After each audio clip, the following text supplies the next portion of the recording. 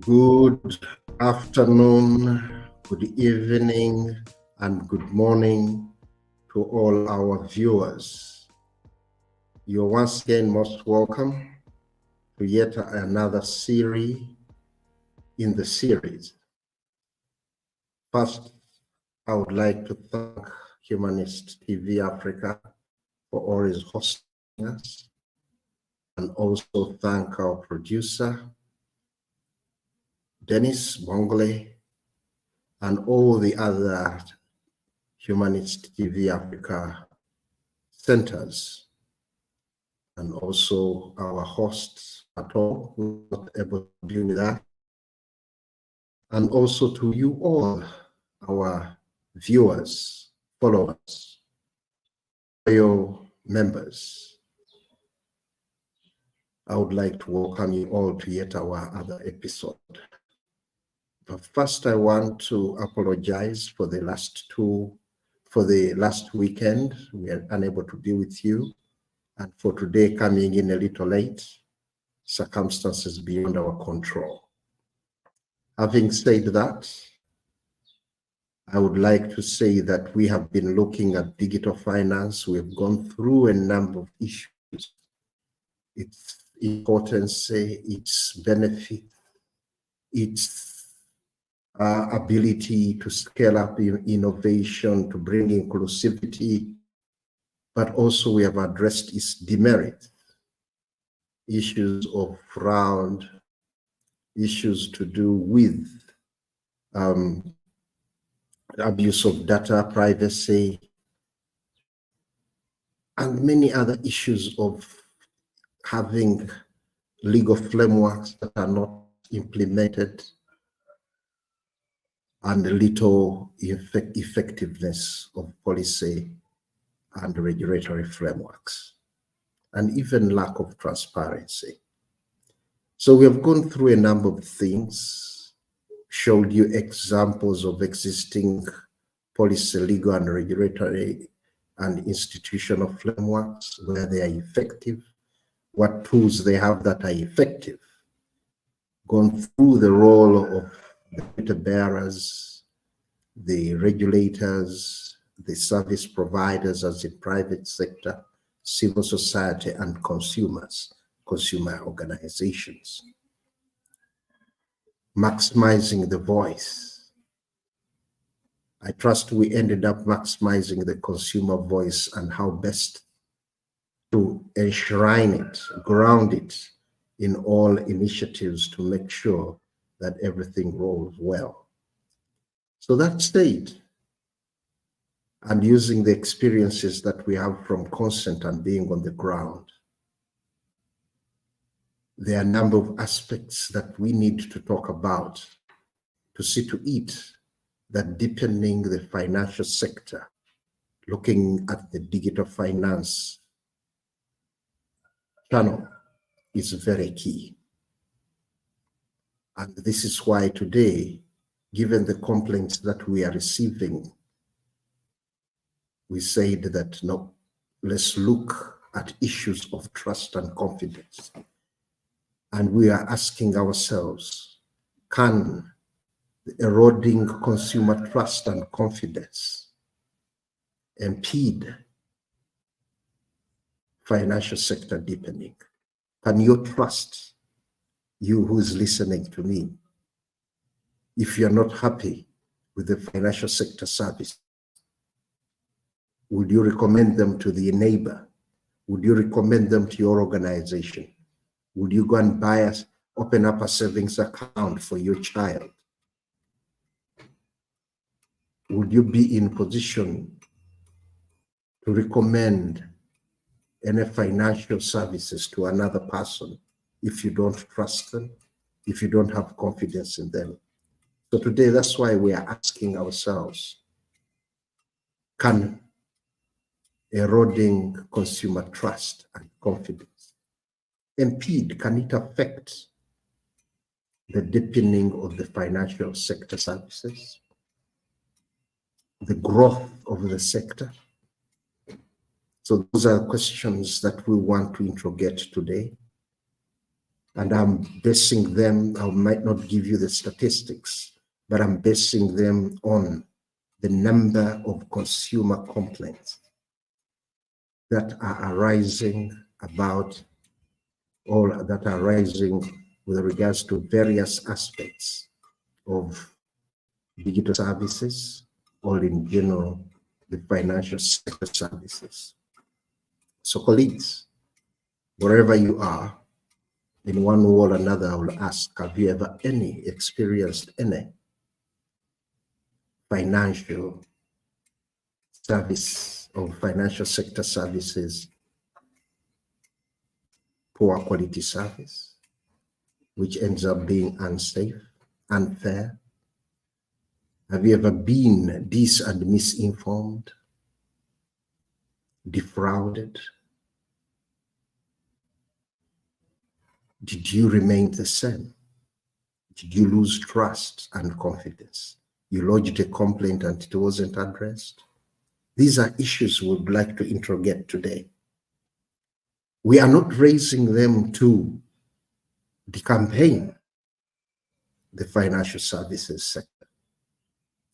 We are raising them to encourage you to speak up, to speak out, to raise the voice and say that I am offering my resources. I haven't kept them in my bedroom, under the mattress, or any other informal way. I have brought them to the financial institution, physically or digitally. That is the service provided to me as a customer requisite or worth my time I'm spending? Driving, walking, using public transport to go to the financial institution, or while accessing it from my mobile gadgets? If a transaction is not going through and I don't get the requisite services, does my trust and confidence increase or decrease? These are issues we would like to interrogate today. And I would once again like to welcome you back to yet another episode. So like I said earlier, we are looking at the eroding trust, consumer trust and confidence, impede the financial sector deepening. I would say yes, it can, colleagues. Once you lose trust and confidence in something, we can relate it to many things, but I can relate it to a relationship. If you're a grown-up, you're a couple, or you have a girlfriend, or you have partners in business, or you have partners in any form. You're in a cooperative, you're in a savings club, you're in an investment club, and you do something and it impacts on your fellow members, your partner, and they lose trust and confidence in you, it will be very hard for you to regain it. So this is what we wish to talk about today. As I've already said, as consumers, we are the biggest socioeconomic grouping on which businesses thrive of goods and services.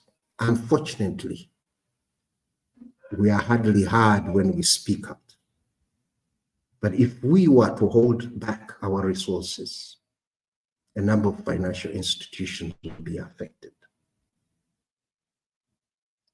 So today, our deliberation on all these issues is to empower you, to inform you, to urge you, to advocate to you, to call you to action, that where you keep your resources, your hard-earned money, your savings, they should listen to you. Because when you speak up, you'll be improving service delivery. You'll be improving if you speak up and that institution responds. You'll be improving its performance, its deliverance of service, its effectiveness, efficiency. You'll save enough time to go and do other productive things. So this is how we want to rally ourselves as consumers, as businesses, to speak out to those businesses that are offering financial services to us, to inform them that we are the foundation of existence. Without us as customers, as consumers, the existence is unsustainable. You can't be resilient without the market. So, ladies and gentlemen, having said that, the eroding trust and confidence originates from not observing consumer rights. If I would hinge it on consumer, the right to safety. If an institution that is supposed to safeguard your resources, to safeguard your data as a resource, to provide you correct information, to advise you on financial investments and expenditure, ends up not doing that, offers you a disservice. It abuses your right to safety. It abuses your right to information. It abuses your right to choose because you chose that particular company or entity, knowing that you made the right choice. But when you get in there, due to misinformation and disinformation, misleading, you opted for it thinking that whatever information was put there was right. And it ends up not to be. So, right to information is abused. You're right. Once it is abused, you're right, and you're not redressed. Your right to redress is also abused. Your right to representation, if you engage a representative and it's not listened to, your right to representation is abused.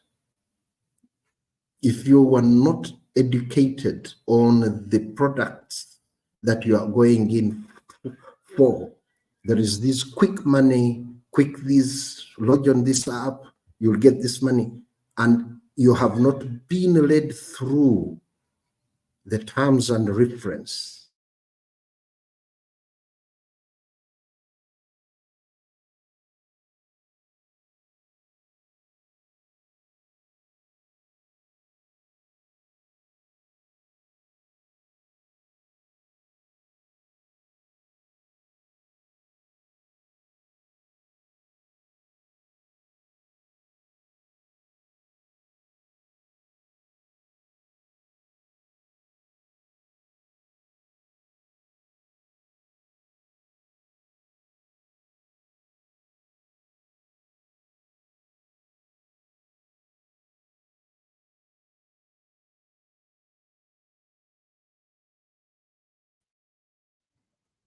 As I was saying, that if you are not adequately educated, led through the key information, the key issues, and you just sign here, sign there, press yes, let's say it is an app, and you go in after signing in, that's when you get to know the terms and reference that you borrowed a small amount of money, you're paying back 4 times more.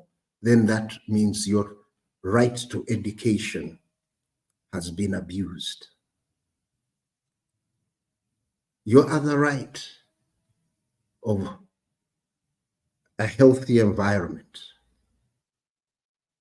as a consumer in the digital or in the financial sector, you have to have a health environment that is fair, that is safe, that is of quality. So once the environment is in a kind of defrauding you, then that is no longer a good and healthy environment to transact in financial services. So your right to a healthy environment to live in and operate in is abused. Even your basic right or basic need of health, food, shelter, education can be abused if the financial services that you are access to pay for those basic needs is fraudulent. Just imagine medical bills. You're paying for them and you get that you are defrauded. Just imagine mortgaging a house. All those basic needs of health care, sanitation, health, shelter, clothing. You pick up your card to pay and all is taken away. So that right will have been abused. So this is the basis from which we want to start our discussion. If a financial sector service provider abuses your right in elements of misinforming you, abusing your data, getting your defrauding you, hacking into your account, the scammers take your money and you report to the bank, I didn't withdraw this, and the money is taken away, you lose trust and confidence.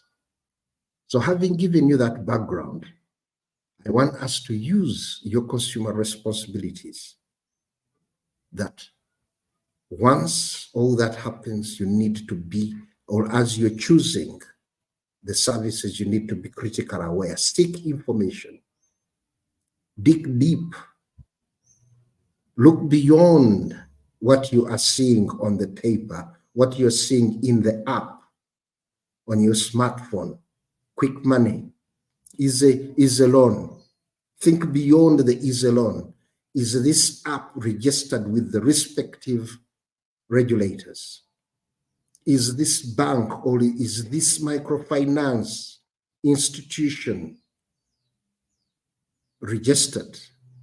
Is this money lending entity registered? Is this advert telling me that there are no encumbrances, you can get a loan in 20 minutes? What are the interest rates? What are the payback rates? If I go into the app and I pay, or I get the loan and I pay back, and the next day I'm told that you didn't finish up your loan, and they start harassing whoever is in my phone book. So as you do the choosing, you need to be critically aware so that your safety is guaranteed. The quality, the information that you're provided is guaranteed. So as a consumer, when you're critically aware, you need to take action. In case you see something wrong, do not only inform your neighbors, your colleagues not to fall prey or victim. You need also to inform the authorities. That's how consumers who speak up get redress. So you too, you need to speak up so that we have a healthy ecosystem and a healthy financial sector environment in which to operate. The deepening of the financial sector will ease and also help out the growth of the economy, the growth of, in case you don't have resources, but you are sure that you are going to pay them up so that you don't get indebted. That benefits you. The cost of that financial facility goes down if the financial sector is well deepened, it is inclusive, it brings in more people to utilize it. But it must be of quality, it must be safe, must be fair, it must be transparent. So having told you all that and showing you why there is eroding trust and confidence, given the complaints that we are receiving, consumers say, but irrespective of being affected, but we don't have an alternative. That's why we keep him there. If we had an alternative, we would have gone to that alternative. But the other alternative is more risky. If I keep cash and people get to know that I have got my money cash, I'm more insecure. But even when some of the monies, we take them to the formalized financial institutions, we get hurt, we get defrauded.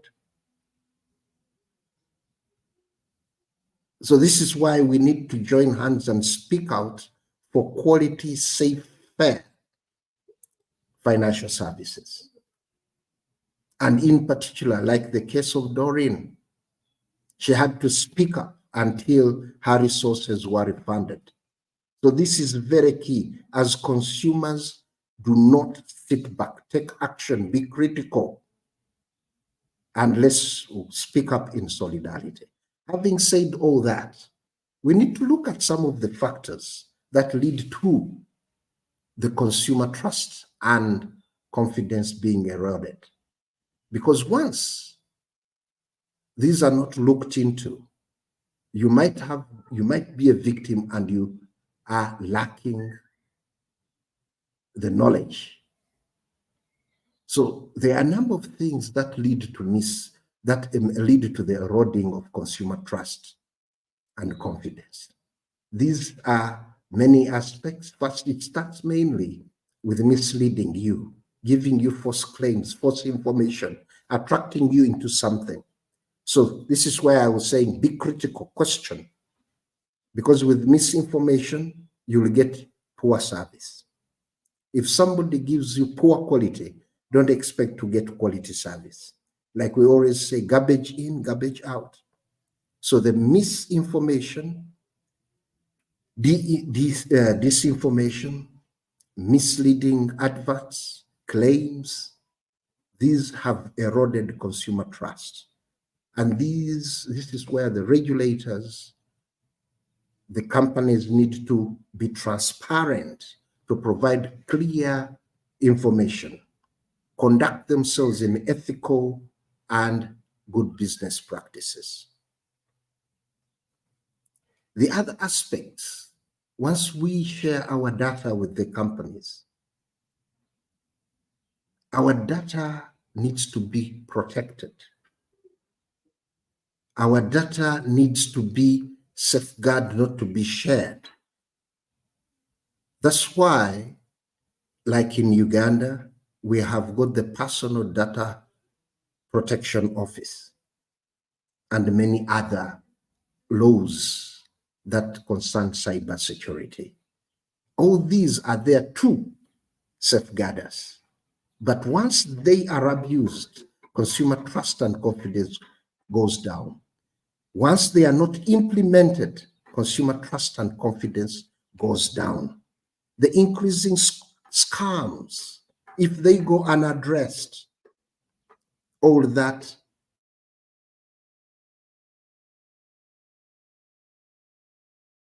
confidence in the financial sector and its services. Thus, its deepening is impeded. Of poor quality products, having deficiencies, all these affect issues to do with unfair charges, unfair fees.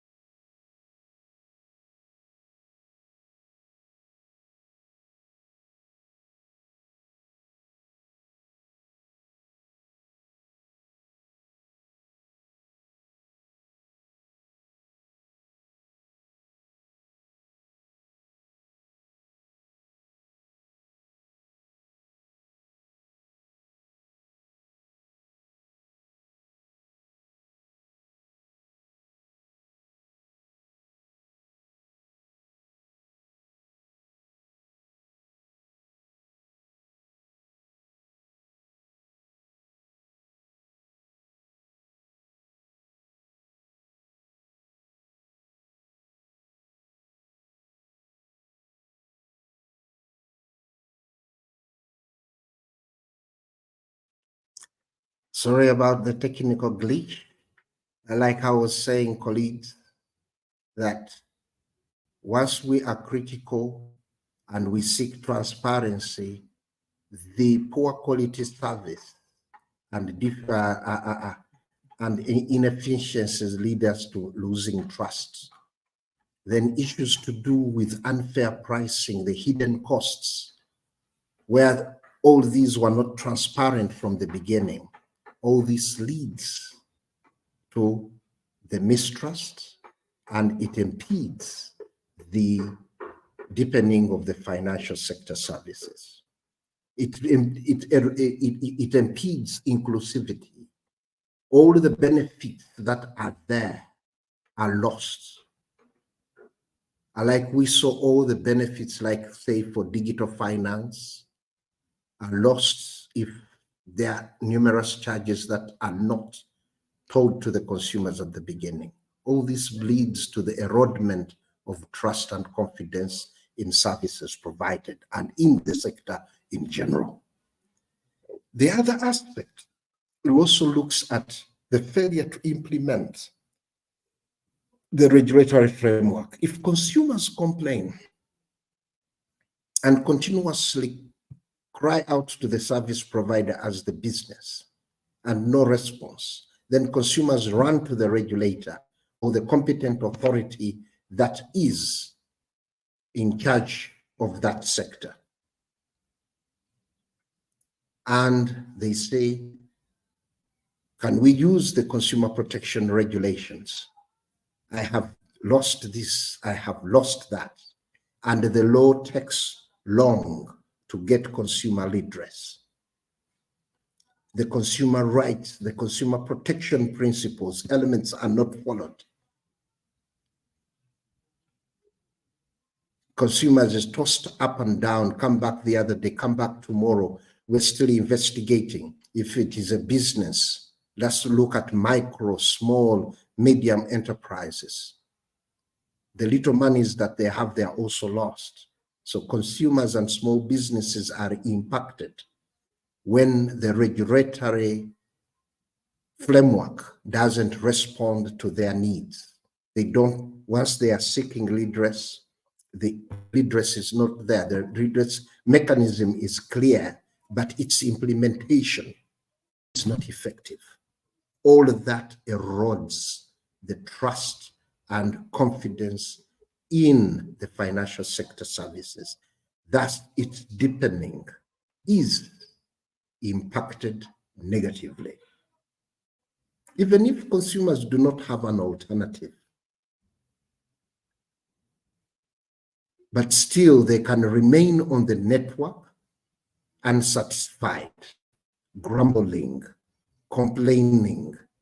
So its growth remains, it can get stunted. If you are listening to our food safety and nutrition programs, once you get bad food, you get malnourished, you get food poisoning, you don't get the correct nutrients, you get stunted. The same applies to the financial sector services or financial sector players. Once you give poor quality products, you do not give healthy relationship, customer care, consumers have got the bad experience. Consumers are not getting response when they complain or raise their concerns. Then the sector will get malnourished and it will get stunted. Well, as it has got the biggest potential to drive growth and development of both consumers, businesses, and national economies. So, building the trust and confidence of consumers is a linchpin in deepening the financial sector to growth and seeing the digital finance growing to benefit consumers. So having said all that, looking at the causes, looking at factors, and many other consequences come in, Because when you look at the different consequences when they come in, we will appreciate that these will never leave the company the same. They will never leave the sector the same. Somebody who would have used the word of mouth to promote the good service, they will use the negative word of mouth. Like you saw Doreen went online saying, but you bank facility, do you want me to die? Because they failed to respond just in time when she raised her complaint. All the investigations went on and on and on. So that's how she had to go right to the social media to speak out, because that was the only alternative she had. So the negative mouth, the word to mouth of consumer to consumer, and further, those could be the consequences, or those are the consequences of failure to sustain trust and confidence of consumers.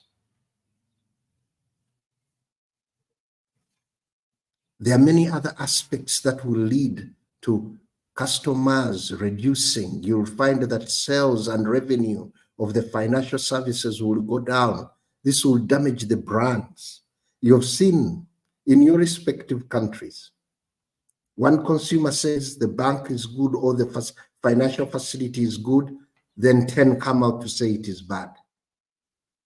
This is how I was affected. This is how I was affected. So all these need to be looked into so that the trust, the damage of the brand is not there.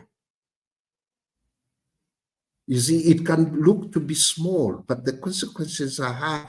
Whoever might like to come and invest in the country will think twice. I've read in the social media, consumers are complaining about this. That's why I always tell you, consumer protection is a very key element in economic growth and development. Satisfied consumers give a good brand. So we should look at those consequences of not building consumer trust and confidence.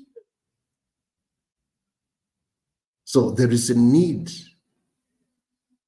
and there will be more call for accountability, calling on regulators why they are not taking action. So to avert all those, we need to make sure that we build consumer trust. Like I always say, way back in 2009 in Uganda, before the digital finances in mobile money came in, we had around about 5 million formal accounts, both for corporates, individual consumers, savings, and so forth. But once mobile money came in, the inclusivity, access increased. To date, we can boast of about 38 million consumers who have got mobile phones. They have got SIM cards. They can receive, they can send, they can transact. That brought in financial inclusion.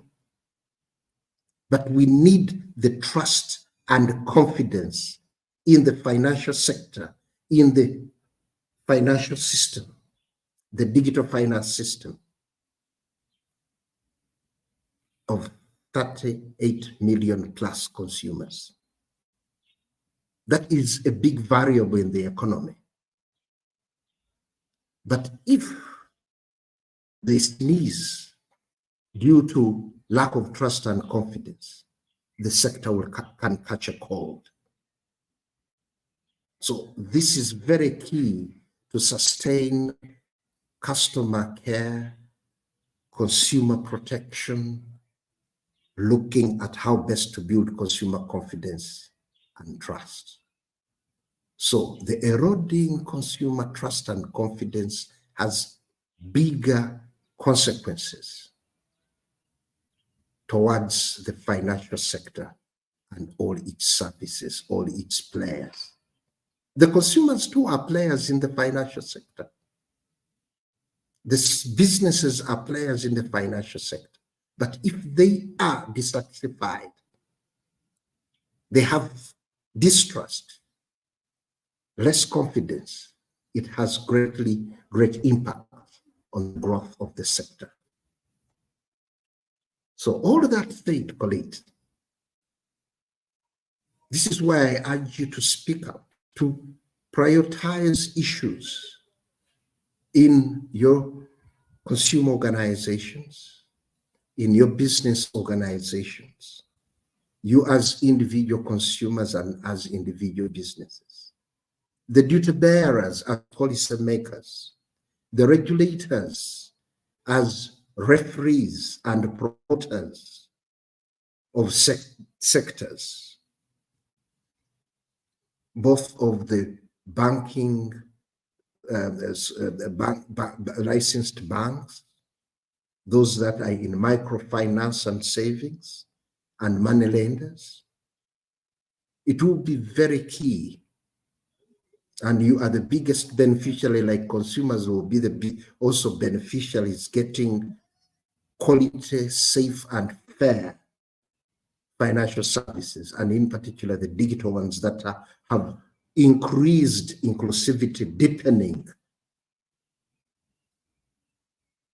of the sector, and bringing more people, consumers on board, more businesses on board. It will be very key to rebuild consumer confidence, to spur consumer confidence, listening to consumer voices, listening to small business voices, because the small businesses are the biggest employers, whether formally or informally. The micro, small, medium enterprises are the biggest employers. When you aggregate the 1, 2, 3 to 4 people they employ on a daily basis, you'll find that they employ the biggest part of the population.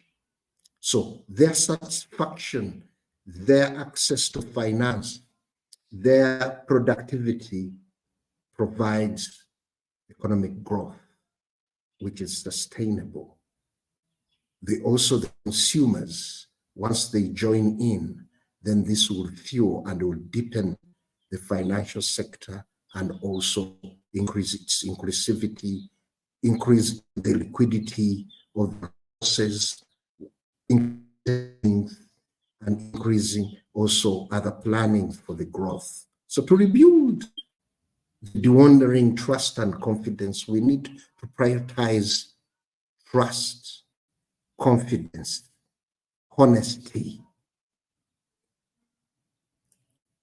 Tell the consumers how much are they borrowing at, how are they supposed to pay it back.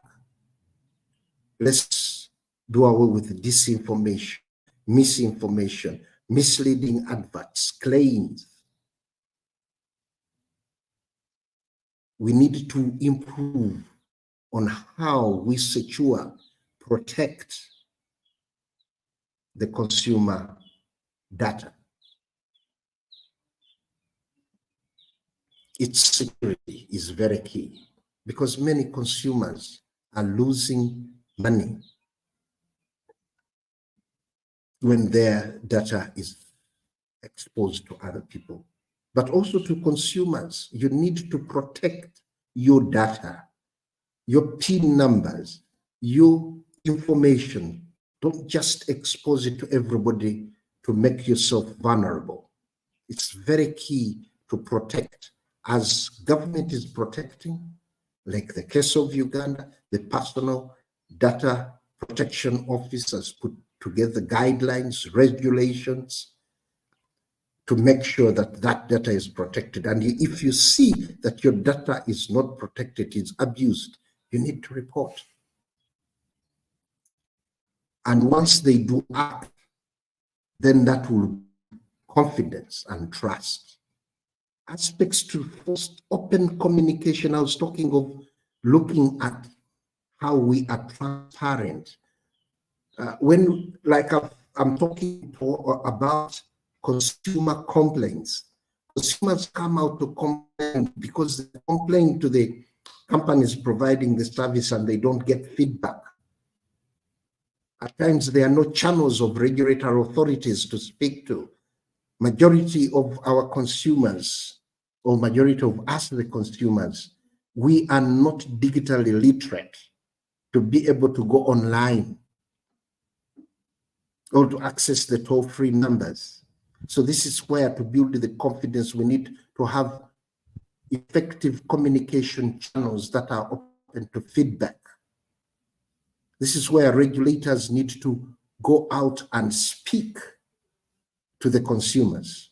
Like I told you some time back, we were with the Uganda Communications Commission. We were doing town halls where we were getting consumer voices and we were presenting them in the town halls.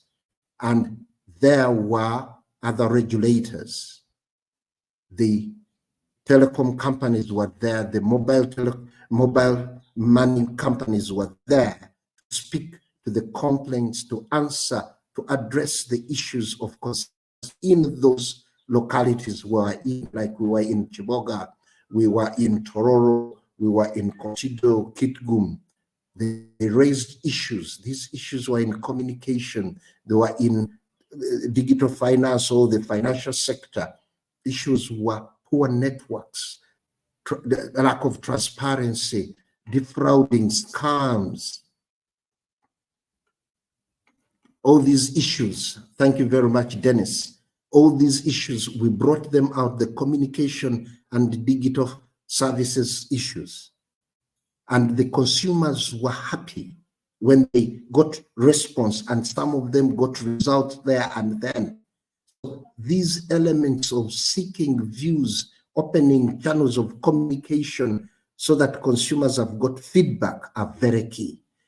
Ensuring fair pricing, clear terms of reference. These small font agreements need to be scrapped and give clear agreements to consumers. I recall when we were developing, I was part of the developing the financial consumer protection guidelines in Bank of Uganda, where they were saying there should be a standard agreement, a standard which is simple, clear, not 100 pages, not all 50 in small font that can't be read. Even the size of font was prescribed. It was stated, font 10. So these are very key to be transparent. There's a need to develop products that are fair to consumers, products that are there to also improve consumer welfare, rather than impeding consumer welfare, leading to over-indebtedness. So these are required aspects that will need to build the trust of consumers. The regulatory frameworks, investing in making sure quality infrastructure, quality implementation of the various laws and regulations to promote business and to protect consumers. So these are going to be very key if we are all going to benefit from the principles, let's say, of fair digital finance. Digital finance has come in, it is part and parcel of every aspect of humanity. Whether one has a phone or not, has got some impact with regards to digital finance or financial services. So they need to be very key. Further, to promote and rebuild the consumer trust, there is need for accountability, increased review, constant feedback, checking out the regulators, empowering consumers, the private sector coming in to speak out and making sure that the capacities of the consumers are built. the capacities of consumers are advised respectively to make informed, correct choices. And when consumers complain, they are not tossed back and forth. Rather, they are made to have to feel at home so that they are happy about the services. So that said, it is very key in all these aspects to make sure that as we're rebuilding the confidence, let's say we are business and we are regulators, we the consumers have lost trust and confidence, or it is being eroded, it's reducing. It will be very key to continuously do consumer surveys to get to know, pick up consumer complaints, analyze the feedback, putting in place desks that respond to consumer issues, to address policy procedures, to address aspects of quality customer care, customer satisfaction, taking on standards that guide you through. It will be very key to train the employees on customer care. It will be very key to utilize services of other aspects, looking out at data that has been collected on consumer satisfaction, reaching out to the communities. These are going to be very key aspects. But as the private sector and civil society and others are doing that, there are major aspects that government, as we draw to a conclusion, there are major aspects. Most of the times, people will talk about the enabling environment, and government talks about providing an enabling environment. So it is a liberalized economy. The private sector will do whatever it has to do. I would say to the duty bearers as government, with enabling environment, that enabling environment has to have safety nets. Safety nets that will guide and protect the market. And who is the market? It's us, the consumers. So as the aspects of gaining trust and confidence was to reach out to the consumers, making the laws effective, protecting their data, that is at the service provider level, all those will lead to the deepening of the financial sector and its services, its uptake, consumers enjoying those services, and also them having a responsible culture that when we borrow money, we have to return it, and holding on a responsible culture. When I am affected, I have to speak up and out so that whoever is offering a service improves, because we, the consumers, we are not getting services for free. We pay for them. So as you are paying for service, you need to speak up if the service is not good. So that's said to the service providers, government, the duty bearer.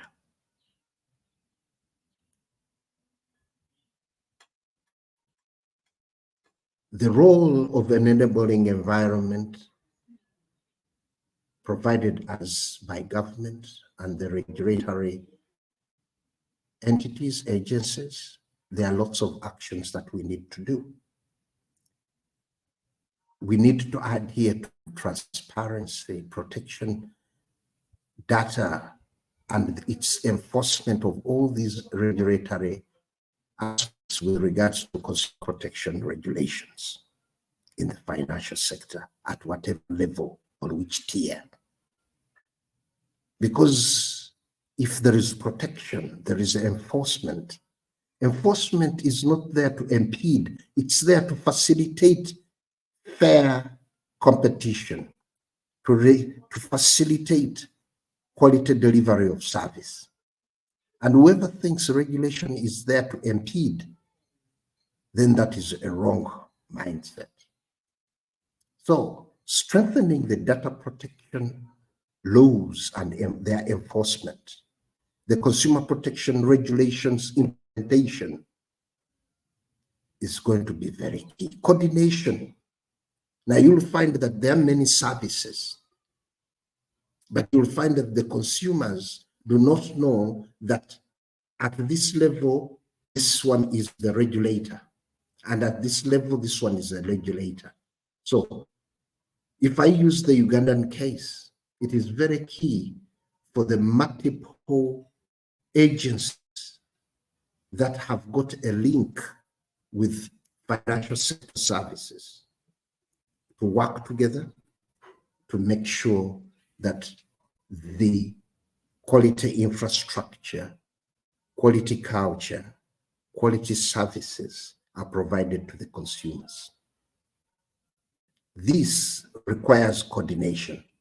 The central bank, the microfinance regulatory agencies, the communication sector, the data protection, the ICT authority, all these need to come together and discuss, address consumer issues. Because when the consumers complain, they will complain about the poor network or poor signal. As I was transacting, the network went on. It is not the central bank that is providing the network.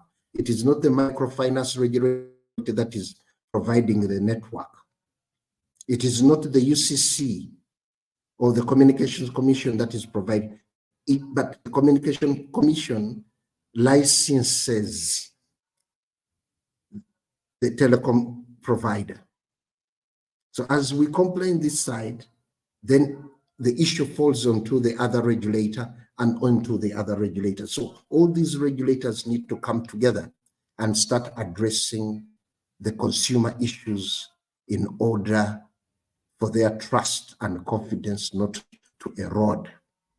So coordination, collaboration, partnerships are going to be very key. Restricting and making sure that misleading advertisement, disinformation, misinformation is cracked down. These apps that are not known where they are, who defraud consumers, who go and infringe on other people's privacy to say that, Chimera, you borrowed money, but they will go to my son and then say, your father borrowed money and you are the guarantor, you have to pay. Or they go to my friend who didn't know that I borrowed and I didn't make them pay. So all these providers of services who are using the borrowers to infringe on the borrower's friends and relatives, these need to be cracked on so that the consumers have got confidence and trust in the sector. Transparency, ethical practices need to be enshrined. Increasing efficient consumer protection desks where consumers can access and lodge their complaint.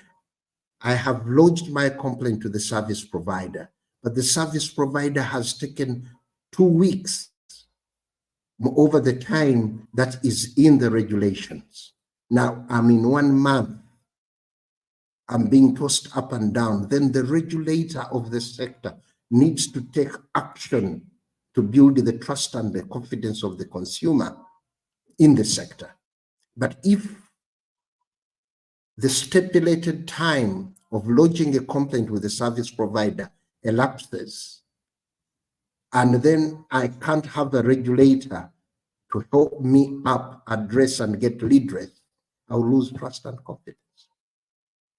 So all these are very key. The other elements that are very key that the executive, the regulators need to put in place is sustained consumer awareness, financial literacy. awareness campaigns. We need to do through partnerships, government, private sector, consumer organizations, civil society organizations, to do financial literacy, digital literacy, scale up campaigns of awareness. Once all these are scaled up, the enabling environment will really enable the sectors to grow, to deepen. This will rejuvenate the trust and confidence of consumers. So all players have a role to play, but the major role of all this, having policy in place, regulations in place, and investing in them to be implemented, to be responsive, to use them to get the private sector, the service providers, to offer quality to consumers, to continuously train, to nurture a quality culture for consumer satisfaction and confidence. That will spur savings. Those that are not accessing, are not inclusive, those that are not banked, those are not either on mobile wallets or in any form of financial system, will come on board because there will be a positive word of mouth from a satisfied consumer who will tell, no, let's go to this company, let's go to this network, go in for this loan. Their loans are clear, they are transparent, they have no hidden costs. All those transparent, clear consumer protection elements will lead to better business and would lead to the deepening of the financial sector services, scaling up trust, inclusivity, and consumers enjoying the ecosystem of financial services or sector, and in particular, the digital finance services. That is now the order of the day. Many people are enjoying it, but many people or many consumers are complaining. So, ladies and gentlemen, I thought that today I would lead you through that journey of not allowing consumer trust and confidence to erode the beauty, the benefits that are in the financial sector services like digital finance. As consumers, we have a lot to benefit. As service providers, there's a lot to benefit. And as a country, we have a lot to benefit, because there will be more innovations as the sector grows. There will be more businesses opened up, whether at cottage as a micro, small, medium enterprise, who are big employers. So all these, cost of digital will go down, everything, but it must be of quality and it must be giving consumers trust and confidence. I would like to conclude for thanking you for tuning in, and I would like to thank Humanist TV Africa, my producer, Bongole Dennis, my usual host who's absent at all, and also Brian. I would like to thank you all, and thank you very much for our listeners. Keep tuning in, share the voice, share the campaign, and let's advocate together for quality service, quality life. Thank you. Spark Weekend.